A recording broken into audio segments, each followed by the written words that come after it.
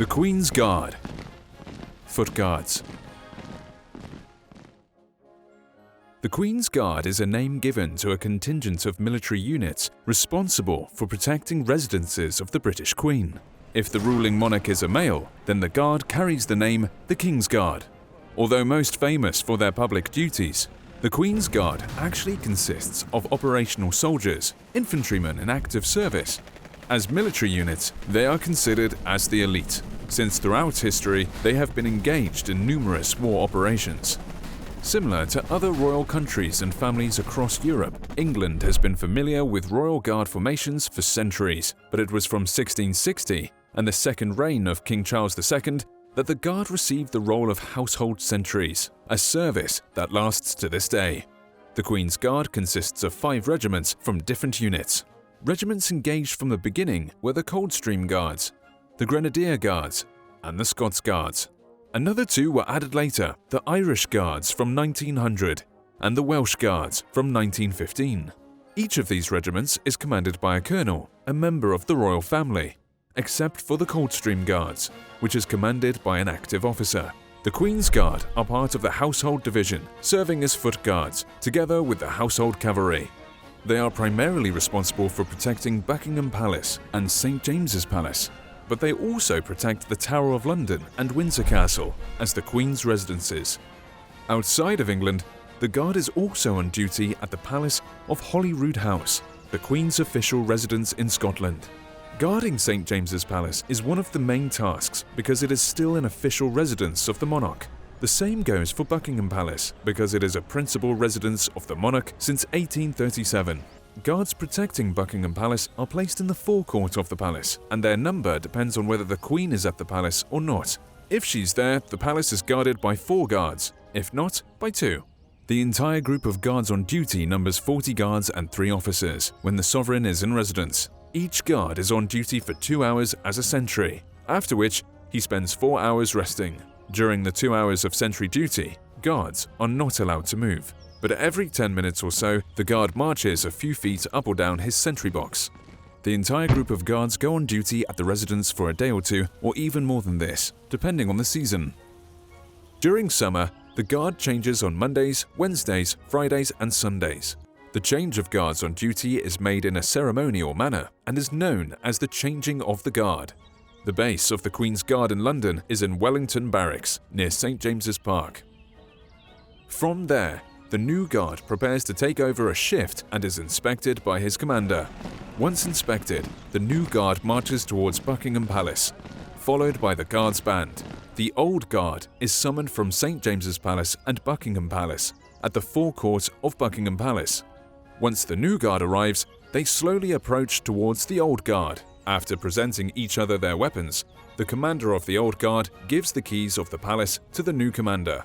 After the change is finished, the old guard marches back to Wellington Barracks. The new guard is divided in 2 detachments, of which one marches up Mall Street to St. James's Palace, and another stays in Buckingham Palace. During the ceremony, the marching guards march without stopping, regardless of who or what stands in front of them. Although the Queen's Guards are professional soldiers, their sentry duty is a ceremonial one, as the Queen has her own personal protection. Guards are equipped with automatic rifles when on duty, but these are not loaded. The most recognizable feature of the Queen's Guard is their uniform. The bearskin, a tall fur cap, is a trademark of the Queen's Guard and is actually made of real Canadian bearskin. The Guard's bearskin is made of black bears, while officers are made of female brown bear, which has a thicker fur. This fur is later dyed into a black color. 1 bearskin is used for each hat. The hat is 18 inches, or 45.7 centimeters tall, and is 1.5 pounds, or 0.68 kilograms in weight. It has been worn by British soldiers from 1815 since the Battle of Waterloo. The British adopted it from French Imperial Guards, who wore it to look taller and more intimidating. Since the British were victorious in the battle, they started to wear bearskins as a symbol of their great victory. The uniform of the Queen's Guard consists of a scarlet tunic with dark blue collar and shoulder stripes with white edges and cuffs in dark blue and white. During the winter, instead of a scarlet tunic, the Guards wear grey coats. Trousers are also dark blue and have red stripes along the seam. There is also a white leather belt and golden buttons with the Queen's insignia. Although at first sight the uniform looks the same for the entire Guard, each regiment actually has distinctive features on their uniforms. The Grenadier Guards. Formed by King Charles II in 1656 in exile, the Grenadier Guards are the most senior infantry regiment in the British Army. They carry their distinctive white plume on the left side of the bearskin. Their uniform can be recognized by a grenade collar badge and a royal cipher badge on the shoulders. Their buttons are equally spaced on the tunic. Grenadier Guards are commanded by His Royal Highness, the Duke of York. The Coldstream Guards, the oldest regiment in continuous service of the British Army, was formed in 1650. Their plume is scarlet and is worn on the right side of the bearskin. On the collar, they have a Garter Star badge and rose on their shoulders. They can be also recognized by the buttons on the tunic, which are arranged in pairs of 2 in line. Coldstreamers are commanded by an active officer of the British Army. The Scots Guard. The Scots Guard were formed in 1642 and are one of the most famous and decorated regiments of the British Army. Their bearskin has no plume, while the collar and shoulder strips have the thistle badge.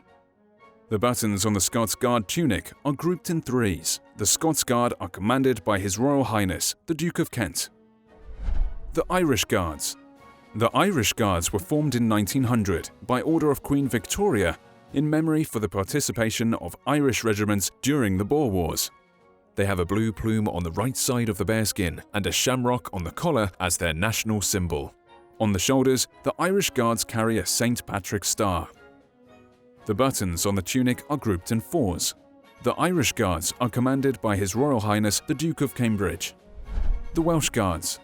The Welsh Guards were the last of the Queen's Guard that were formed. They were raised in 1915 in order to complement the national composition of the Queen's Guard. The Welsh Guards have a white plume on the left side of the bearskin. On the collar and shoulders are their national symbol, the leek. The buttons on the tunic are grouped in 5s. The Welsh Guard is commanded by His Royal Highness the Prince of Wales. Even though the Queen's Guard consists of these 5 regiments, other military units of the entire Commonwealth are occasionally given the honour to stand as guards of the Queen's residence. While on the duty of the Queen's Guard, these other units wear their own uniforms. Hey Simple History fans, if you're looking for a better way to support the channel and help us create more epic content, consider becoming a sponsor on our channel. Sponsoring means that for just $5 a month, you get these amazing perks. You can be the first to see new episodes with early access. You'll be able to watch new episodes before anyone else with this perk. A custom icon that shows alongside your username in the comments section and in live chat. When you sponsor us, you also become an influencer with sponsor-only comments. You can communicate directly with us and help us pick the topics that we'll do next on Simple History. Our videos will continue to be uploaded as usual, and remember, it's not mandatory to sponsor us.